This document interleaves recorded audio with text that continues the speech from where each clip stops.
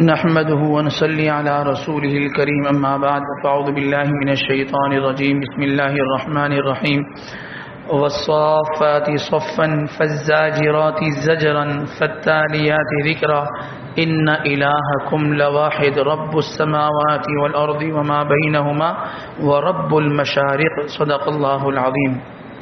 انتہائی واجب الاحترام معزز سامعین گرامی، آج ہم نے 23ویں پارے کے 3 پاؤ اور 24ویں پارے کے ابتدائی پہلے پاؤ کی تلاوت آپ کے سامنے کی. جہاں سے ہماری تلاوت کا آغاز ہوا یہ سورۃ الصافات ہے. اللہ تبارک و تعالیٰ فرماتے ہیں والصافات صفا، قسم ہے ان فرشتوں کی جو اللہ کے حضور صف باندھ کر کھڑے ہونے والے ہیں، جو اللہ کے حضور صف باندھ کر کھڑے ہونے والے ہیں. اللہ تبارک و تعالیٰ کی ہاں عبادات کے اندر نظم و ضبط اس کی بڑی قدر و قیمت ہے. ہم نماز پڑھتے ہیں، اس میں نظم و ضبط کا ہونا یہ بہت زیادہ ضروری ہے. اس لیے صفوں کا درست کرنا، صرف صفوں کو سیدھا کرنا من اتمام الصلاۃ، یہ نماز کے اتمام اور نماز کے مکمل کرنے میں سے ہے، نماز کے حصہ ہے. صف کو سیدھا کرنا یہ نماز کا حصہ ہے. ہمارے یہاں اس پر اعلان ہوتا ہے کہ جی اپنے صفیں درست کر لیجئے، لیکن آدمی جو کا تو نہیں ہوتا، جو جہاں کھڑا ہے وہیں کھڑا رہے گا. یہ کہتے ہیں جی مل کر کھڑے ہو جائیں، لیکن وہ ملنے کے لیے تیار نہیں ہے. کہتے ہیں جی راستوں میں صف نہ بنائیں، وہ کہتے ہیں جی میں نے جانا ہی جلدی ہے، میں نے جلدی جانا ہے، تو لہذا میں تو راستے میں ہی کھڑا ہوں گا. تو عزیز دوستوں، عبادات اللہ تبارک و تعالیٰ کی ہاں مقصود ہیں اور مطلوب ہیں، لیکن نظم و ضبط کے ساتھ مطلوب ہے. نظم و ضبط کے ساتھ مطلوب ہے. کوئی آدمی، ہم کسی سے سامان خریدے نا دکان سے اور وہ پیسے یوں پھینک کر دے، ہوتا ہے کبھی کبھار، تو آدمی کو کیسے غصہ آتا ہے.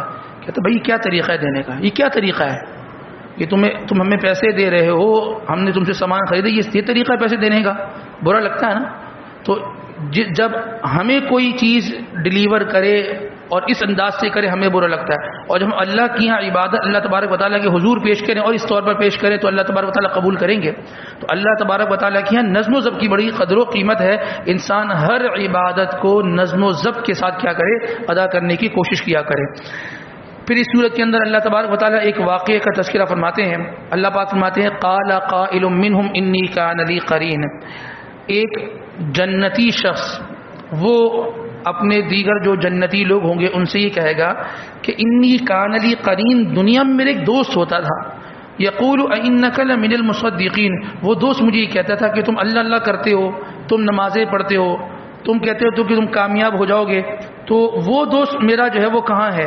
وہ یہ کہتا تھا کہ میں اس کو یہ کہتا تھا کہ جی اذا متنا وکنا ترابا وعظاما انا لمدینون، کہ ہم مریں گے تو ہمیں دوبارہ اٹھایا جائے گا. وہ کہتا تھا ایسے کیسے ہو سکتا ہے، ایسے کیسے ہو سکتا ہے، مرنے کے بعد دوبارہ زندگی کیسی؟ نماز پر کامیابی نہیں، مال پہ کامیابی. زکوٰۃ دینے سے مال کی زکوٰۃ دینے سے مال کم ہوتا ہے؟ نہیں بھائی، زکوٰۃ دینے سے مال بڑھتا ہے. تو جو میں اس کو دین کی بات کرتا وہ مجھ سے اینٹی چلتا. تو وہ جنتی کہے گا اس کا کیا حال ہے بھائی، وہ کہاں ہے؟ قال هل انتم مطلعون، کوئی بندہ ہے جو مجھے اس کے بارے میں اطلاع دے کہ وہ کہاں ہے؟ تو کہا جائے گا ہاں بالکل بتاتے ہیں وہ کہاں پر ہے. آخرت میں کوئی گم نہیں ہوگا، سب کو پتا ہوگا کہ کون سی چیز، کون سا بندہ کہاں ہے. تو اس کو کہا جائے گا فطلع فرآہ فی سواء الجحیم، وہ آدمی جہنم کے بیچوں بیچ پڑا ہوا ہوگا. وہ لوگ جو دنیا میں دوسرے لوگوں کو، ساتھیوں کو، دوستوں کو گمراہ کرتے ہیں نا، وہ جہنم کے بیچوں بیچ پڑے ہوں گے، جہنم کے درمیان میں پڑے ہوں گے. تو وہ اس کو دیکھ کر کہے گا اوہ تاللہ ان کدت لتردین، یہ تو اللہ نے مجھے بچا لیا، ورنہ تو مجھے برباد کر دیتا. تو لہذا کسی کو گمراہ نہ کریں، کسی کو گمراہی کے راستے پہ نہ لگائیں، اور ہم کسی کی گمراہ کن باتوں میں بھی نہ آئیں. ہم اتنے معصوم اتنے سیدھے نہیں ہیں. ہمیں کوئی 1000 کی جگہ 500 کا نوٹ پکڑا لے، ہم رکھ لیں گے، ہم فوراً دیکھیں گے نہیں بھئی آپ نے غلط کیا، آپ حساب کریں، ہاں ٹھیک ہے. اس وقت پکڑ لیتے ہیں، کہتے ہیں جی اتنا میں سمجھ رکھتا ہوں. جب پیسوں کی سمجھ رکھتے ہیں تو دین کی سمجھ، دین کا کیا ہوگا بھائی؟ تنخواہ مہینے میں 1 مرتبہ ملتی ہے، نماز روزانہ 5 مرتبہ ہے. ہاں روزانہ قرآن پاک کی تعلیم حاصل کرنا یہ روزانہ انسان پر لازم ہے, روزانہ قرآن پاک کی تلاوت کیا کرے. تو جو چیز روزانہ حاصل کرنا ہے اس کے بارے میں آدمی لا علم ہے, جو چیز روزانہ ادا کرنی ہے اس کے بارے میں لا علم ہے, اور جس کے پاس مہینے میں 1 مرتبہ پیسہ آنا ہو اس کے بارے میں آدمی بالکل واقفیت رکھتا ہے. تو پیسے کی سمجھ سے زیادہ دین کی سمجھ کا ہونا یہ بہت زیادہ ضروری ہے, اور اس میں انسان کو جو ہے وہ اکثر کیا ہوتا ہے, انسان دین کے معاملے میں دھوکہ کھا جاتا ہے. یہ جو انٹرنیٹ ہے نا, انٹرنیٹ پہ بیٹھ کے مسئلہ فوراً نکالا, کہہ رہے چلو جی یوٹیوب پہ دیکھا, چلو جی یہ مسئلہ اس کا یہ حل ہے. تو یہ ایسے ایمان کے ڈکیت اور ڈاکو بیٹھے ہوئے نا کہ میں آپ سوچ نہیں سکتے. ایمان کو ایسے سلب کر لیتے ہیں کہ ہم حیران ہو جائیں, اور ایسے شبہات اور ایسے اعتراضات دل میں ڈال دیتے ہیں کہ آدمی کا ایمان وہ ڈاماڈول ہو جاتا ہے. ایک آدمی سیدھا سادہ مسلمان, اس کے دل میں دماغ میں ایسے اشکالات ڈال دیتے ہیں اسلام کے بارے میں, کلمے کے بارے میں, صحابہ کے بارے میں, انبیاء کے بارے میں. آدمی کہتا ہے کہ یہ کیا ہوا, اس کا مطلب یہ ہوا کہ میں اتنے عرصے سے جو یہ ایمان رکھتا تھا یہ ایمان مسئلہ ہے, اور نہیں بھی تم صحیح تھے. یہ اس جو ہے نا وہ 21ویں صدی کا یہ بندہ آ کر یہ جو ہے یہ بات کرتا ہے, تو اس کی بات کو ایک طرف رکھو, تم صحیح چل رہے تھے. یہ نیٹ اور انٹرنیٹ یہ آدمی کو گمراہ کر دیتا ہے, اور ایسے وہ لوگ جو مختلف ذرائع استعمال کر کے لوگوں کو گمراہ کرتے ہیں نا, یاد رکھیں تباہ کن ان کا انجام ہوگا. دنیا میں بھی ذلیل ہوتے ہیں, دنیا میں بھی انجام کار اور ان کا اختتام بڑے ذلت والا ہوتا ہے. آخرت میں تو تباہی اور تباہی ان کا مقدر وہ بن کر ہی رہتی ہے. اس کے بعد سورۃ الصاد ہے. سورۃ الصاد کے اندر اللہ تبارک و تعالی حضرت داؤد علیہ الصلوۃ والسلام کا تذکرہ فرماتے ہیں. حضرت داؤد علیہ الصلوۃ والسلام کے گھر کی ایک کوالٹی تھی, ان کی فیملی کی ایک کوالٹی تھی. کیا کوالٹی تھی؟ ان کے گھر میں کوالٹی یہ تھی کہ ان کے گھر میں 24 گھنٹے میں ہر وقت کوئی نہ کوئی بندہ ذکر میں لگا رہتا تھا. ان کے گھر میں 24 گھنٹے کوئی نہ کوئی بندہ ذکر میں لگا ہوتا تھا. صبح ایک کا ٹائم طے ہے, اس کے بعد اگلا وقت دوسرا طے ہے. پورے گھر میں 24 گھنٹے میں ہر آدمی کا ایک وقت طے تھا, وہ اللہ کا ذکر کرے گا. کیسا گھرانہ تھا کہ ہر بندے کے لیے وقت طے تھا کہ بھئی اس وقت میں یہ ذکر کر. گھر میں کبھی ایسا نہیں ہوتا تھا کہ اللہ کا ذکر نہ ہوتا ہو. کوئی نہ کوئی ایک بندہ اللہ کے ذکر میں بیٹھا ہوا ہوتا تھا, کوئی نہ کوئی بندہ اللہ کے ذکر میں بیٹھا ہوتا تھا. یہ ان کے گھر کا نظام تھا. اچھا جی, تو ایک دن ایسا ہوا کہ حضرت داؤد علیہ السلام خود وہ ذکر میں بیٹھے تھے, ان کی باری تھی, ان کا وقت تھا. تو اس تصور المحراب, جس جگہ وہ بیٹھے تھے جو ان کا گھر کا حصہ تھا, اس میں آگے کی جانب سے 2 بندے آ گئے. تو وہ کیا کہنے لگے, اذ دخلوا علی داؤد ففزع منهم قالوا لا تخف. جب ایک دم اچانک سے آئے نا تو داؤد علیہ السلام ڈر گئے کہ یہ کون آ گیا, ایک دم سے اچانک سے آ گیا. تو کہنے لگے ڈریے نہیں. کہنے لگے ہمارا ایک مسئلہ ہے, اس مسئلے کو حل کیجیے. کیا مسئلہ ہے؟ مسئلہ یہ ہے, خصمان بغى بعضنا على بعض فاحكم بيننا بالحق ولا تشتت واهدنا الى سواء الصراط. اور کہنے لگے ہمارا مسئلہ یہ ہے, ان هذا اخي, دیکھیں یہ ایک بندہ ہے, میرا بھائی ہے, له 99 نعجہ, اس کے پاس 99 دمبیاں ہیں. ایک ہوتا ہے دمبا, ایک ہوتا ہے دمبی, اس کا مؤنث. تو کہنے لگا کہ اس کے پاس 99 دمبیاں ہے, ولی نعجۃ واحدہ, اور میرے پاس کتنی دمبی ہے؟ ایک دمبی ہے. اب یہ کہتا ہے کہ 99 جو میرے پاس ہیں وہ کم ہے, تو ایک بھی مجھے دے دے, تو مجھے ایک بھی, یہ ایک بھی مجھے دے دے. اور کہنے لگا فقال اکفلنیها وعزنی فی الخطاب. کہنے لگا یہ جو بندہ ہے نا, جو جس کے پاس 99 ہے, مجھ سے ایک مانگ رہا ہے, کہنے لگا یہ بات بڑی طریقے سے کرتا ہے, ایسی بات کرے گا اور اپنی مدعی کو ایسا ثابت کرے گا, ایسا مدعا پیش کرے گا کہ فوراً جو ہے اس کے حق میں فیصلہ ہو جائے گا. اس کے حق میں بعض لوگ ہوتے ہیں جن کو اللہ پاک نے صلاحیت دی ہوتی ہے, آپ ان کو موضوع دیں, یہ کہہ دیں کہ یہ امام صاحب کی گھڑی ہے, یہ ثابت کرو کہ یہ تمہاری ہے, وہ ثابت کر دے گا. وہ ایسے گھما پھرا کر بات کرے گا کہ ہمیں خود شک ہونے لگے گا کہ یار واقعی شاید یہ ہماری نہ ہو, اسی کی ہو, وہ یہ گھڑی اسی کی ہو. ایسے لوگ ہوتے ہیں. عدالتی معاملات کے اندر جو ہے نا گواہ بکتے ہیں. سٹی کورٹ کے باہر چلے جائیں آپ, سٹی کورٹ کی کینٹین نمبر 2 میں, اس کے باہر آپ دیکھیں بیٹھے ہیں, کتنے میں بتاؤ, مقدمہ بتاؤ, مدعا بتاؤ, ہم گواہی دیں گے. اور ایسی گواہی دیں گے کہ اصل گواہ بھی کیا گواہی دیتا ہوگا. بات کرنے کا ڈھنگ, بات کرنے کا انداز ہے نا. تو فرمایا وہ کہنے لگا کہ اس کی جو یہ بات جو کرتا ہے نا یہ بڑے طریقے سے بات کرتا ہے. اللہ نے جس آدمی کو یہ صلاحیت دی ہوتی ہے نا اس صلاحیت کو خدا را دین کے لیے استعمال کرو, دین کی طرف لوگوں کو راغب کرنے کے لیے یہ صلاحیت استعمال کرنے, ورنہ یہ صلاحیتیں انسان کی تباہی دنیا اور آخرت میں بنا دیں گی. صلاحیتوں کو مثبت جگہ استعمال کریں گے صلاحیتیں نکھریں گی, اور یہی صلاحیتیں اگر تباہ کن جگہ پہ استعمال کی جائیں گی انسان بھی تباہ ہو جائے گا, وہ صلاحیتیں بھی تباہ ہو جاتی ہیں. بہت سارے لوگ بہت زیادہ ذہین ہوتے ہیں لیکن ان کی ذہانت وہ اسلام کی ترقی میں استعمال ہو, وہ اسلام کو نقصان پہنچانے کے اندر استعمال ہو رہی ہوتی ہیں. ایسے سے ذہین لوگ ہیں. مولانا شمس الرحمان عباسی صاحب ہیں, غفوریہ پاکولہ مسجد کے اندر ہوتے ہیں. ایک مرتبہ ان سے ملاقات کے لیے گئے تو انہوں نے ایک عجیب بات کی. انہوں نے کہا دیکھو یاد رکھنا جتنے بھی گمراہ کن فرقے ہیں, جتنے بھی گمراہ کن فرقے ہیں اور جن کی جتنے بھی باطل جو فرقے ہیں ان سب کا موجد کوئی عقل مند آدمی ہوتا ہے. آپ نکالو کبھی بھی, ہر ایک فرقہ باطلہ کا جو موجد ہے جس نے اس کو ایجاد کیا اس فرقے کو اور اس باطل طریقے کو ایجاد کیا وہ بہت عقل مند ہوتا ہے. تو یاد رکھنا اگر اللہ نے, چونکہ ہم مدرسے میں پڑھتے تھے تو مان لگے کہ اگر اللہ نے کوئی ذہانت دی ہے نا اس ذہانت کو شریعت کی اتباع میں استعمال کرنا تو تمہاری اس ذہانت کو 4 چاند لگ جائیں گے. اگر اس ذہانت کو تم نے کہیں اور استعمال کیا نا تو کوئی ایک نیا فرقہ اور ایک نیا راستہ اختیار کر کے جو ہے نا وہ کھڑے ہو جاؤ گے. تو اللہ نے جس آدمی کو صلاحیت دی ہو نا خدا را دین کی اتباع کرنے میں حضور کے طریقے میں اس صلاحیت کو استعمال کریں گے تو ترقی ملے گی, ورنہ ایک نئی 1.5 انچ کی مسجد کھڑی ہو جائے گی اور کچھ اور کا کچھ ہو جائے گا. اس لیے فرماتے آمنا وسلمنا وصدقنا, میرا ذہن میری عقل میری سمجھ کچھ کہے لیکن حضور کا جو طریقہ ہے بس میں اس کے سامنے ہاتھ باندھ کے کھڑا ہو جاؤں. حضور نے فرما دیا تو بس ٹھیک ہے, میری سمجھ میں آئے تب بھی ٹھیک ہے, نہیں آئے تب بھی ٹھیک ہے. لو کان الدین بالرأی لکان اسفل الرجل اولا من اعلاہ. حضرت علی رضی اللہ عنہ فرماتے ہیں کہ آپ صلی اللہ علیہ وسلم نے ارشاد فرمایا کہ اگر دین عقل کا نام ہوتا نا, دین لاجک کا نام ہوتا. ہمارے لوگ کیا کہتے ہیں کوئی لاجک ہی نہیں ہے, یہ لوگ مسئلے پوچھتے ہیں, مسئلہ بتا دیں کہتے ہیں یہ تو کوئی لاجک ہی نہیں ہے, یہ کوئی لاجک ہی نہیں ہے. حدیث پیش کریں سمجھ میں نہیں آ رہی بات, کوئی لاجک ہونی چاہیے تو لاجک مانگتے ہیں. آپ صلی اللہ علیہ وسلم نے ارشاد فرمایا کہ اگر دین لاجک کا نام ہوتا اور دین عقل کا نام ہوتا نا پھر وہ جو مسح کیا جاتا ہے, موضوع پر مسح کیا جاتا ہے چمڑے والے موضوع پہ, تو مسح پھر کہاں ہونا چاہیے تھا, تلووں پہ ہونا چاہیے تھا. گندا کہاں ہوتا ہے, حصہ کون سا حصہ گندا ہوتا ہے, زمین سے جو لگتا ہے تلوے, تو تلووں پر مسح ہونا چاہیے تھا, لیکن مسح کہاں ہوتا ہے, اوپر کے حصے مسح ہوتا ہے. کیوں؟ حضور کا طریقہ ہے.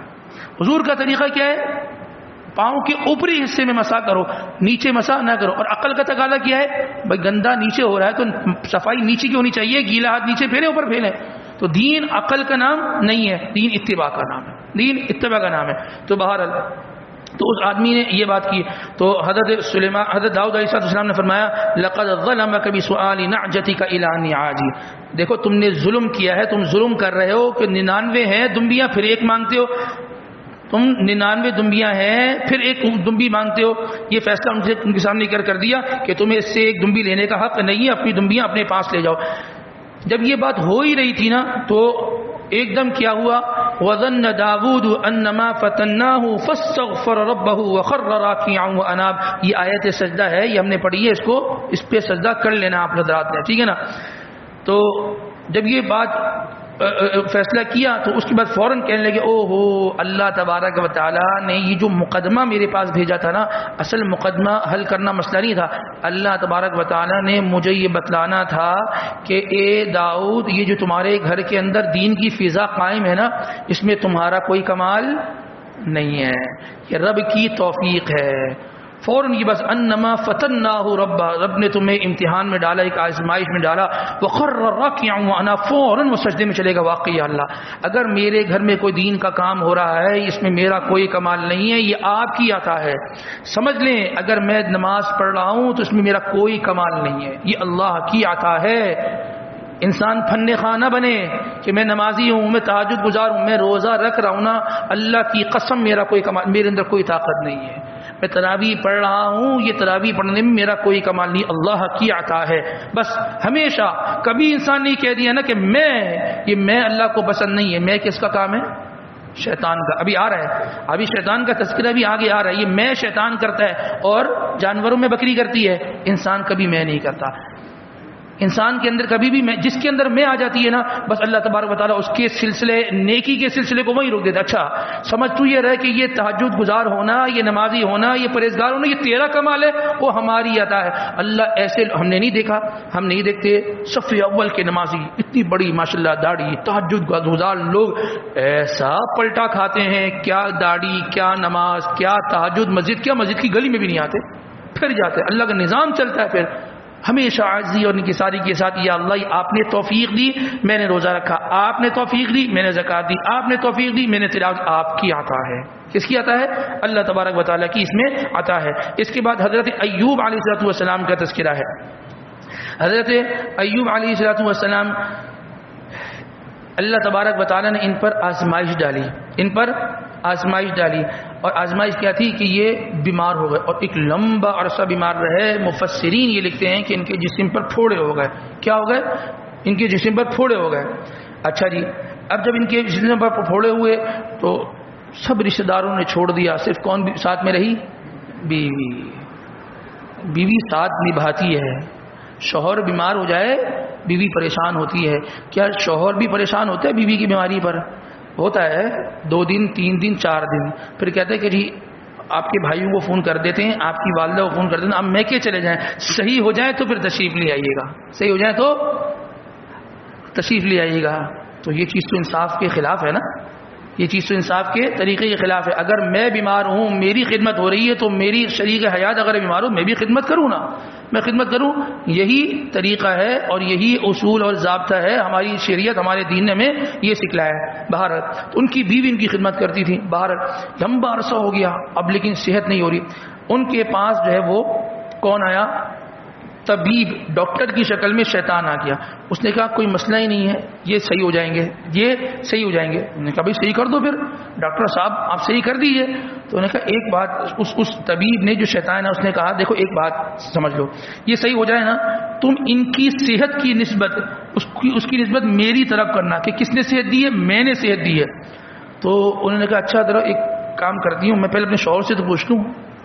وہ حضرت ایوب علیہ السلام کے پاس گئی، وہ تو نبی تھے. ان سے کہا کہ بھئی وہ آیا تھا ایک طبیب، ایک ڈاکٹر صاحب آئے تھے، اور ڈاکٹر صاحب نے کہا کہ کوئی مسئلہ ہی نہیں ہے، ہم فوراً ایک خوراک دیں گے، یہ صحیح ہو جائیں گے، کھڑے ہو جائیں گے، اور لیکن یہ کہ صحت کی نسبت میری طرف کرنی. او ہو، انہوں نے اپنی بیوی کو کہا او بھائی وہ ڈاکٹر نہیں تھا، وہ ماسٹر مائنڈ شیطان تھا.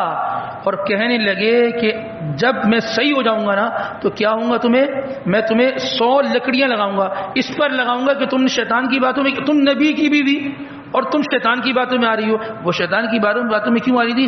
اصل شوہر کی صحت چاہتی تھی. ایک لمبا عرصہ وہ جو نا بیمار ہو گئے. بہرحال اللہ تبارک و تعالیٰ کی شان، اللہ تبارک و تعالیٰ نے ان کو حکم دیا، کیا فرمایا کہ ارکض برجلک، اپنے پاؤں کو زمین پر ماریے. آدمی بعض اوقات بیمار ہوتا ہے نا، کہاں کہاں چلے جاتا ہے، کس کس کے پاس چلے جاتا ہے، اس ڈاکٹر اس ڈاکٹر، وہ دور جانا ہے، وہ آگے جانا ہے، اس میڈیکل اسٹور، اس کے پاس ٹیسٹ، اور اس کا علاج کیا ہوتا ہے؟ اس کا علاج اس کی جیب میں رکھا ہوا ہوتا ہے. تو اللہ پاک نے فرمایا کہ کچھ نہ کیجیے، ارکض برجلک، اپنے پاؤں کو زمین پر ماریے. اچھا جی، کیا مارا تو کیا؟ ھذا مغتسل بارد و شراب، یہ پانی نکلا. پانی نے تو کہا کہ اس سے غسل کر لیجئے اور اس کو پی لیجئے، اس سے غسل کر لیجئے.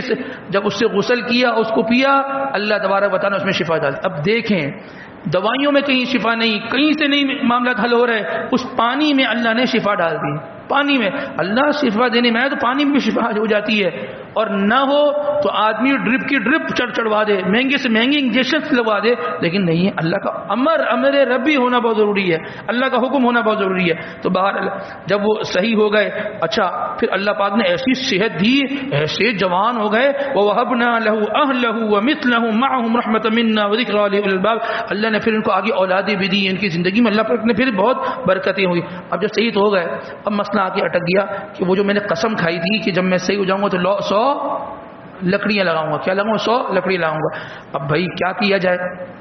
یا اللہ بیوی ہے پریشان تھی، میری کتنی خدمت کی اس نے، اور میری صحت کی وجہ سے یہ جو ہے وہ پریشانی میں جو ہے وہ گری ہوئی تھی، اب کیا کروں؟ اللہ نے قرآن اتارا، فرمایا وخذ وہی اتاری وخذ بیدک ضغثا فاضرب به ولا تحنث انا وجدناه صابرا، فرمایا کہ یہ 100 تنکے لے لو، 100 تنکے لے لو، اس کا جیسے جھاڑو ہوتی ہے نا، ایک مثال دے رہے ہیں، جیسے 100 تنکے ایسے مجموعہ لے لیں اور ایک مرتبہ اس طریقے سے مار دو تو 100 لگ گئے اور تمہاری وہ قسم بھی پوری ہو گئی۔ پھر فرمایا کہ انا وجدناہ صابرا، ہم نے آپ کو کیا پایا؟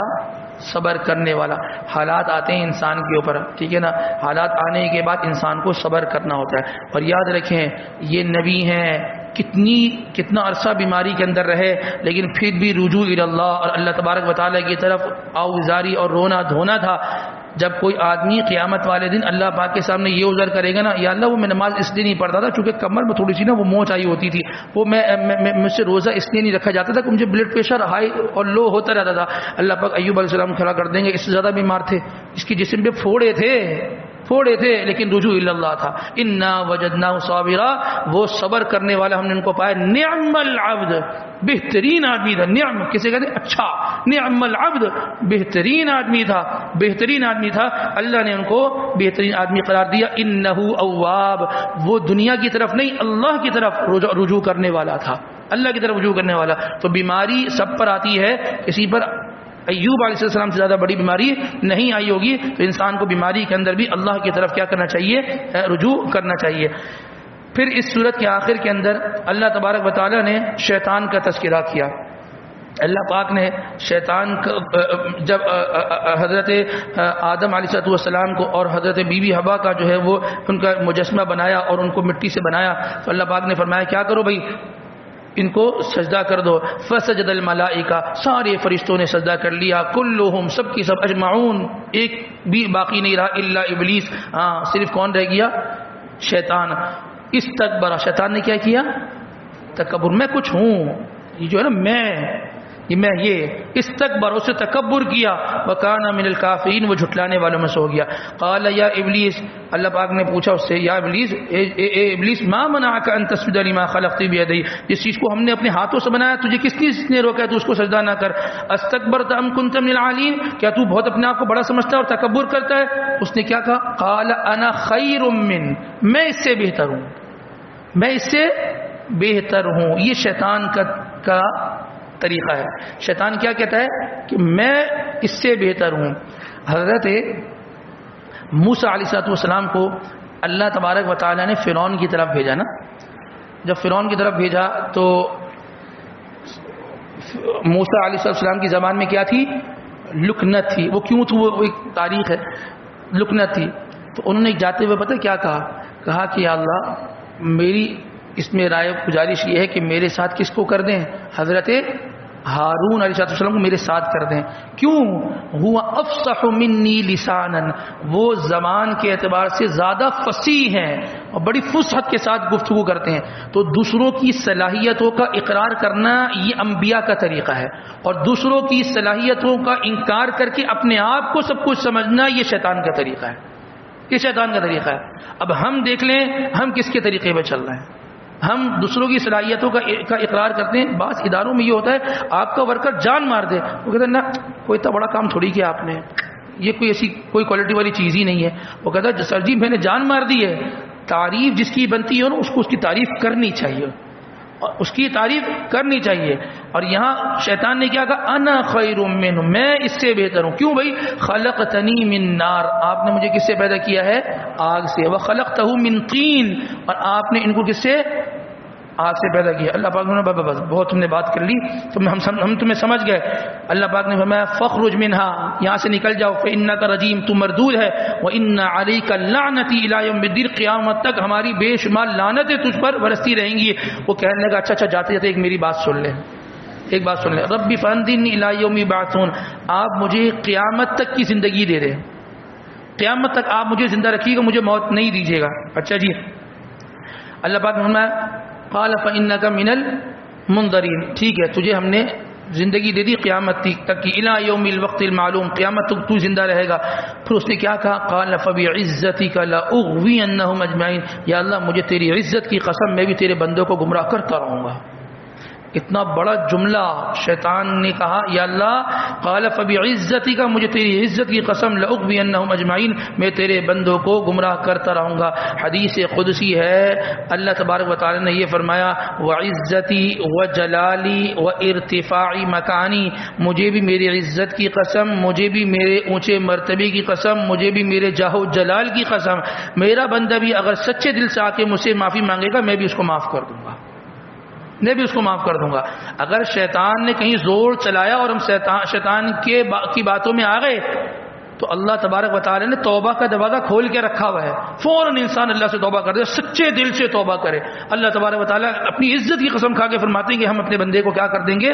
ہم بھی معاف کر دیں گے، بشرط یہ کہ بندہ معافی مانگے، بشرط یہ کہ بندہ اللہ سے توبہ کرے، پھر جا کے مسئلہ انسان کا حل ہوگا. اللہ تبارک و تعالیٰ اس پارے کے آخر کے اندر فرماتے ہیں اللہ نزل احسن الحدیث کتابا متشابہا مثانی. اس آیت کے اندر اللہ تبارک و تعالیٰ قرآن پاک کی تاثیر کو ذکر کرتے ہیں، قرآن پاک کیسے اثر کرتا ہے اور قرآن پاک ہے کیسی کتاب. فرمایا اللہ نزل احسن الحدیث، اللہ نے یہ جو قرآن اتارا بہترین کتاب ہے، احسن الحدیث بہترین کتاب ہے، بہترین گفتگو اس کے اندر ہوئی ہے.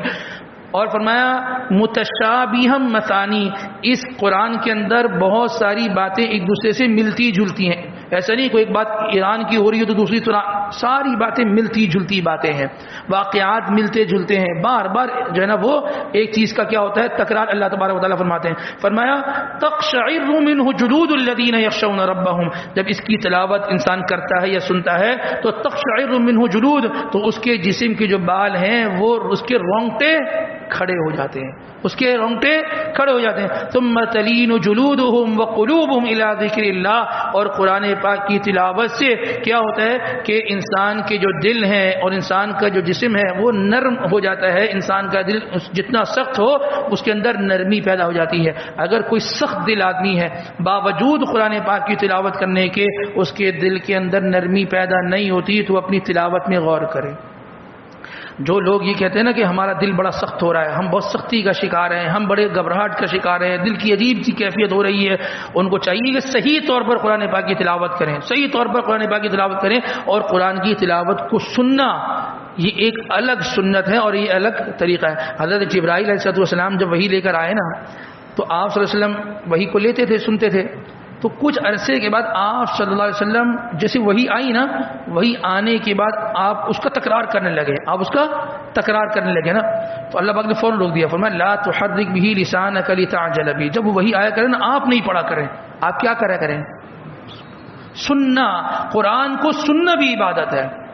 ہم ان علینا جمع ہوا قرآن، آپ اس لیے پڑھتے ہیں کہ آپ بھول نہ جائیں، ہم آپ کو یاد کرائیں گے. یاد کرانا یہ ہماری ذمہ داری ہے، اور یہ ہم سنقرئک فلا تنسا، ہم آپ کو پڑھائیں گے آپ بھولیں گے نہیں. لیکن جب یہ پڑھ رہے ہوں نا آپ سن لیا کریں، جب یہ پڑھ رہے ہوں تو آپ سن لیا کریں. یہ قرآن کا ادب ہے. قرآن کو سننے سے بھی دل انسان کے کیا ہو جاتے ہیں؟ نرم ہو جاتے ہیں. اللہ تبارک و تعالی ہمیں ان تمام تر باتوں پر کہنے سننے کے ساتھ عمل کی توفیق نصیب فرمائے. وآخر دعوانا الحمد للہ رب العالمین.